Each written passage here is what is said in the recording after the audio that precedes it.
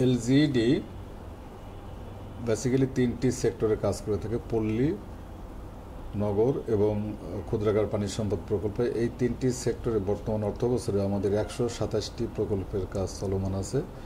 এই 127টি প্রকল্পের আমাদের এই বছরের বার্ষিক উন্নয়ন কর্মসূচির যে বরাদ্দ 19,000 কোটি টাকার বেশি।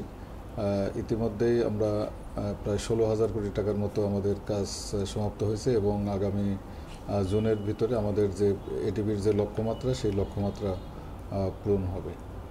বর্তমান সরকার যে চলমান যে কাজগুলি আছে, এই কাজগুলি যাতে নির্ধারিত সময়ের মধ্যে আমরা শেষ করতে পারি দ্রুততার সাথে এবং জনগণ যাতে এর সুফল পায়, এ লক্ষ্যে বর্তমান সরকার এবং স্থানীয় সরকার প্রকৌশল অধিদপ্তর কাজ করে যাচ্ছে। আমরা মন্ত্রণালয় এবং সরকারি নির্দেশনা মোতাবেক এই কাজগুলি জোনের মধ্যে দ্রুত তার সাথে শেষ করার জন্য আমরা সর্বাত্মক চেষ্টা করছি।